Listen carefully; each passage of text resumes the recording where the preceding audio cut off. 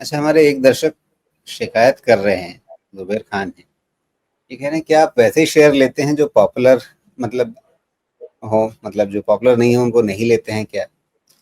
देखिए ऐसा तो है नहीं, कई बार सुमेश जी ही बताते हैं कि इन्होंने शेयर का नाम ही नहीं सुना है, ऐसे शेयर हम आपकी तरफ से सवाल आते हैं और हम लेते हैं। मैं भी कई बार चौंक जाता हूँ, 300, 500 करोड़, 1000 करोड़ वाले कितने ही शेयरों की हमने चर्चा की है। और हम वहाँ पे वो कोई बंदिश नहीं लगाते हैं कि भई ये इतना मार्केट कैप होगा तभी बात करेंगे, क्योंकि अगर आप किसी शेयर में फँसे हुए हैं या उसमें कोई आपकी उलझन है, तो उसका मार्केट कैप से लेना-देना क्या है? हमें मार्केट कैप से नहीं, आपसे मतलब है। आप कहीं पे फँसे हैं, आपकी समस्या है, तो हम ज़रूर बात करेंगे। और आपने 5 बार पूछा किसी शेयर के बारे में, छूट गया, तो उसकी गलती आप राजीव रंजन झा पे डाल सकते हैं, कोई दिक्कत नहीं है। ऑब्वियसली सवाल आपके आते हैं, मैं चुनता हूँ, उसमें रह गया होगा, सॉरी उसके लिए। अब ये कह रहे हैं कि सीबीएफसी फाइनेंस, इसके बारे में जानना है इनको। एंट्री प्राइस है इनका 112, लंबी अवधि के लिए कैसा है?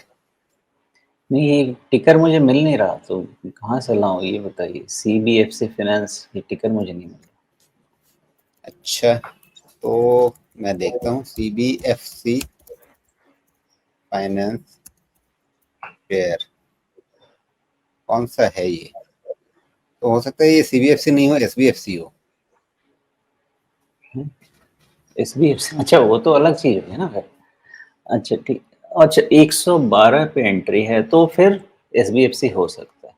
जी। भैया जुबेर खान जी, ऐसा है कि SBFC पे हमने आप लोगों को लंबी कहानियां समझाई हैं। जब मैंने इनका मैनेजमेंट कमेंट्री सुना था, तो आप पहले वाली भी चीज़ सुन लीजिएगा। SBFC फाइनेंस के बारे में सबसे अच्छी बात आप ये समझें, बाय द वे हमारे कवरेज में है। इन्होंने, मैनेजमेंट ने स्वयं बताइए, बताया मतलब इन्होंने शिकायत की, 5 बार लिखा है, नाम तो सही से लिखा नहीं इन्होंने, और उसके बाद है, मैनेजमेंट खुद ही अपने बुक को 15% पे ग्रो करना चाहता है। ओके। और जी, एस बी एफ सी कितना टाइम्स प्राइस टू बुक पे अवेलेबल है हमारे पास? ये 3.5 टाइम पे अवेलेबल है, ठीक है। और मैनेजमेंट 15% पे बुक को ग्रो करना चाहता है हर साल में, ठीक है। एनपीएस भी ठीक है, 1.5% के पास है, एनबीएफसी के लिए कोई दिक्कत नहीं है।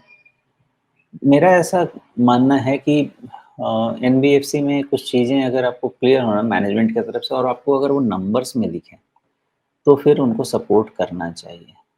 3.5 time price to book valuation पे यहाँ से अपसाइड थोड़ी रिस्ट्रिक्ट हो जाएगी। अगर यही क्लोज टू आप समझें कि 3 टाइम्स मिले, तो फिर सेफ्टी बननी शुरू हो जाती है। तो आप इसमें, मेरी एनालिसिस ऐसी रहेगी कि अगर ये 15% पे हर साल बुक ग्रो करने के लिए एफर्ट लेते हैं और एनपीएस को 1.5 टाइम्स के आसपास रिस्ट्रिक्ट करके रखते हैं, then it could be a consistent compounder.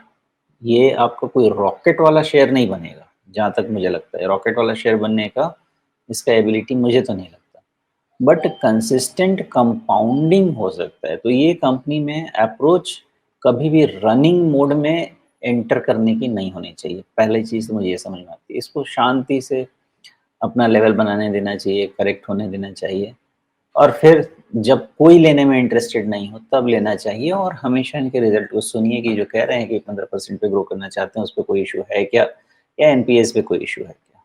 That's all. Because NBFCs के लिए सिनेरियो सिचुएशन तो अच्छा ही आना चाहिए। एक अगर एचएफसी यानी हाउसिंग फाइनेंस कंपनीज को छोड़ दिया जाए, तो बाकी जगह मुझे एनबीएफसी में बहुत इशू नहीं लगता। एचएफसी और बाकी वो आपका माइक्रो फाइनेंस वाले जो होते हैं, उसमें थोड़ा मुझे डर लगता है। बाकी जगह तो दिक्कत नहीं होनी चाहिए। तो ऐसा ही है। लॉन्ग टर्म अगर वाले हैं आप, तो इनके 15% के बुक की ग्रोथ को ध्यान रखिए। अगर वो ग्रोथ होता है, it's a very, I mean, decent growth. 15% पे अपने बुक ग्रो कराना is not a small thing, and that to a company जो कि ऑलरेडी 11,000 करोड़ के मार्केट कैप पे आ चुकी है। दैट्स हाउ मैं जी। इस पे देखूंगा।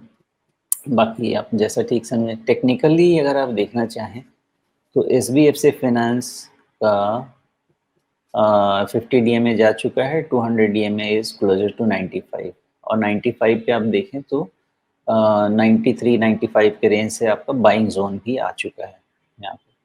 तो यहाँ से आपका 10% का डाउनसाइड पॉसिबल है क्या? है, पॉसिबल है। उधर से ही सेफ बन सकता है ये। एक तो वो है और फर्दर और डीप जाएँगे तो 90 के आसपास इसका रॉक बॉटम होना चाहिए। तो हर लेवल पे क्या है, आप देखिए ना, आप अगर 112 की चीज़ आपकी 90-95 हो गई, तो 1 साल का बुक का ग्रोथ तो ऑलरेडी आपका डिस्काउंट हो गया इसमें, मतलब उससे और सस्ता हो गया। तो दोनों चीज़ें फ़ायदा कर सकती हैं। तो जी, नीचे लेवल पे तो इसमें कोई दिक्कत नहीं है। इसको कभी भी रनिंग में नहीं बढ़ना चाहिए। बाकी ओवरऑल अभी तक तो ठीक ही लगा है ओके, मैनेजमेंट कमेंट्री। ठीक है। 112 पे इन्होंने खरीदा हुआ है, आप कह रहे हैं 95 के बारे में सोचिए। 95 पे 61.8% रिट्रेसमेंट भी आ रहा है, 200 डे मूविंग एवरेज भी आ रहा है, और आ गया। सोमेश कुमार की वाणी से भी ये शब्द, ये संख्या निकली है। तो इस बात का ध्यान रखिए। अब साथ में ये सोच लीजिएगा, 112 की चीज़ आपको 95 पे दिखे, तो मतलब आपके दिल में धड़कन बढ़ेगी तो नहीं, इसका ध्यान रखिएगा। उसके हिसाब से आप अपना रिस्क भी मैनेज कीजिए। करना क्या है वो अंततः आपको खुद ही फैसला करना है। शोमेश ने सारी पिक्चर आपके सामने रख दी है। बाय, सेल, होल्ड, ये 3 शब्द ऐसे हैं जिनको शोमेश जी अपने मुँह पे लाते नहीं हैं। मतलब साफ-साफ उन्होंने अपनी प्रोहिबिटेड लिस्ट में रखा हुआ है। तो इन तीनों में से क्या करना है वो आपको खुद ही तय करना है।